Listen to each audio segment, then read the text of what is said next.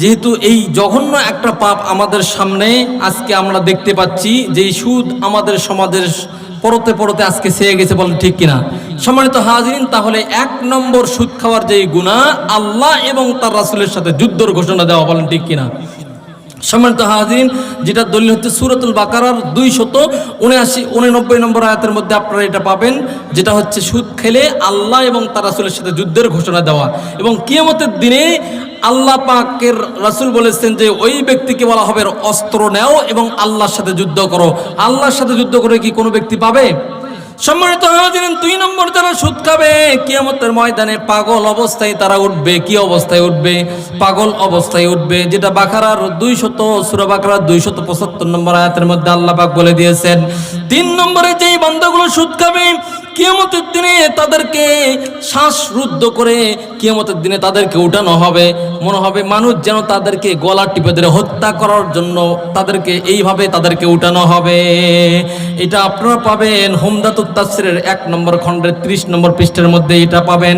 4 নম্বর যেই বান্দাগুলো সুদ খায়, সুদ খাইলে তারা হালাল বস্তুগুলো, আল্লাহ রাব্বুল আলামিনের হালাল জিনিসগুলো তারা তাদের জন্য নিষিদ্ধ করে নেয়। তারা তাদের জন্য নিষিদ্ধ করে নিয়ে নেয় হালাল বস্তুগুলো তাদের জন্য, যেটা হালাল ছিল সুদ খাওয়ার কারণে আল্লাহ রাব্বুল আলামিন তাদের জন্য সেটা হারামে পরিণত করে দিবেন, যেটা সূরা নিসার 160 এবং 61 নম্বর আয়াতের মধ্যে পাবেন। সম্মানিত হাজিরিন, 5 নম্বর যারা সুদ খাবে, সুদ খাওয়ার কারণে আল্লাহ পাক চান না কোনো এলাকায় গজব দেওয়ার জন্য, কিন্তু যেই বান্দাগুলো সুদ খাবে এই সুদখোরের কারণে ওই এলাকায় আল্লাহ রাব্বুল আলামিন গজব নাজিল করে দিবেন, বলেন নাউযুবিল্লাহ। সহিহ কিতাব হচ্ছে একটি হাদিসের কিতাব আত-তারগিব ওয়াত তারহিব। এই কিতাবের মধ্যে 3 নম্বর খণ্ডের 69 নম্বর পৃষ্ঠার মধ্যে এটা পাবেন। 6 নম্বর যেই বান্দাগুলো সুদ খাবে, সুদ খাওয়ার কারণে দুর্ভিক্ষ ওই অঞ্চলে প্রকাশ হয়ে যাবে, বলেন নাউযুবিল্লাহ। আল্লাহ তাআলা চান না যে দুর্ভিক্ষ হোক, কিন্তু সুদখোরের কারণে ওই এলাকায় দুর্ভিক্ষ আল্লাহ পাক দান করে দেন, বলেন নাউযুবিল্লাহ। সম্মানিত হাজিরিন, যেটা আপনারা পাবেন মুসনাদ আহমদের 17822 নম্বর হাদিসের মধ্যে। এগুলো সম্পূর্ণ কিন্তু আমার কাছে বলার জন্য আমি নোট করে নিয়ে আসছিলাম, কিন্তু যেহেতু সংক্ষেপ সময় আপনাদেরকে শুধুমাত্র সংক্ষেপে বলে দিয়ে যাই। 7 নম্বরে যেই বান্দাগুলো সুদ খাবে, সুদ খাওয়ার কারণে পেটের মধ্যে সাপ ঢুকাবে।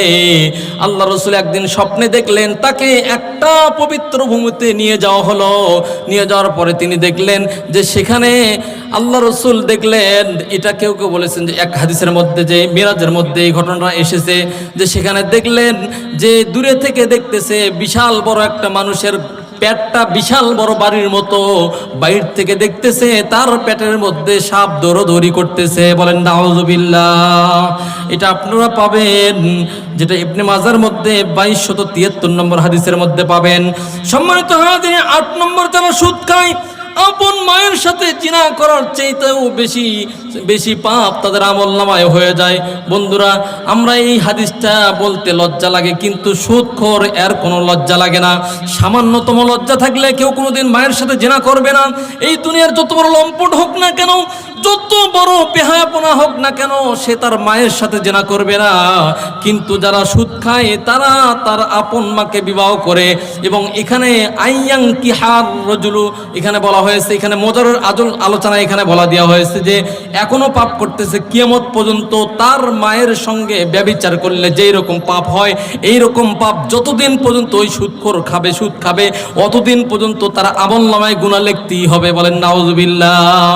সম্মানিত হাজিরিন, এবার আসুন 9 নম্বর যেই বান্দা সুদ খাবে, সুদ খাইলে দুনিয়া এবং আখিরাত তার জন্য ধ্বংস হয়ে যাবে, যেটা বুখারীর মধ্যে 2766 নম্বর হাদিসের মধ্যে আপনারা পাবেন। 10 নম্বর যারা সুদ খাবে, সুদ খাইলে কিয়ামত পর্যন্ত রক্তের নদীতে ওই বান্দাগুলো থাকবে। মৃত্যুর পরে কিয়ামত পর্যন্ত সুদখোরকে রক্তের নদীর মধ্যে রাখা হবে। সেখান থেকে ওই বান্দা যখন আসতে চাইবে, একদল ফেরেশতা পাথর নিয়ে দাঁড়িয়ে থাকবে। আসার সঙ্গে সঙ্গে মুখের মধ্যে পাথর মেরে আবার মুখটা ফেটে চূর্ণ বিচূর্ণ হয়ে যাবে, আবার ওই রক্তের নদীর মাঝখানে চলে যাবে। এইভাবে কিয়ামত পর্যন্ত তাকে কষ্ট দেওয়া হবে।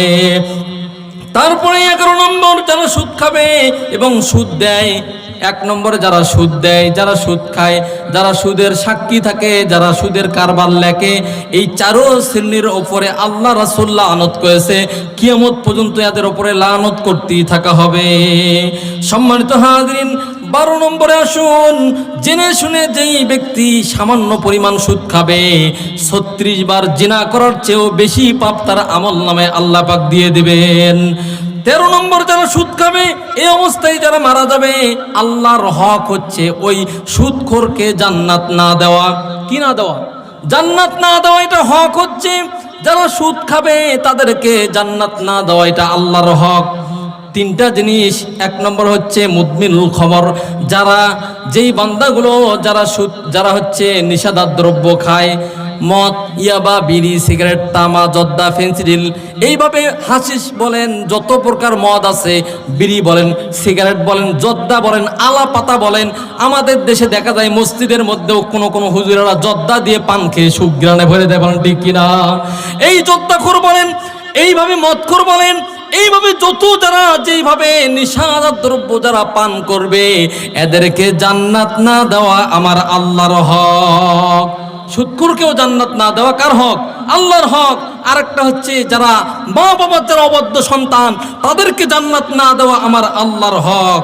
সম্মানিত হাজিরিন, এই জন্য এটা আপনারা এই হাদিসটা পাবেন হচ্ছে মুস্তাদরাক লিল হাকিম এর 2260 নম্বর হাদিসের মধ্যে এটা পাবেন। 14 নম্বর, যারা সুদ খাবে এই খাওয়া অবস্থায় যেই বান্দাগুলো সুদ যারা খাবে, এরা খাওয়ার কারণে আল্লাহ তাআলার গজব তাদের উপরে লেগে থাকবে, গজব তাদের উপরে আসবে। আমাদের দেশে আজকে গজব আসার কারণ হচ্ছে, এই দুনিয়াতে গজব আসার কারণ হচ্ছে এই সুদ খাওয়ার কারণে। আল্লাহ রাসূল বলেছেন, যারা সুদ খাবে, যেই এলাকায় সুদ খাওয়া হয়, যে এলাকায় বাদ্যযন্ত্র গান বাদ্য বেড়ে যায়, যে এলাকার জিনার কারবার বেড়ে যায়, এই এলাকার আল্লাহর গজব নাজিল হয়ে যায়, বলেন নাউযুবিল্লাহ। সম্মানিত হাজিরিন, এটা পাবেন আত-তারগীব ওয়াত তারহিব এই কিতাবের মধ্যে 3 নম্বর খণ্ডে 70 নম্বর পৃষ্ঠার মধ্যে এটা পাবেন।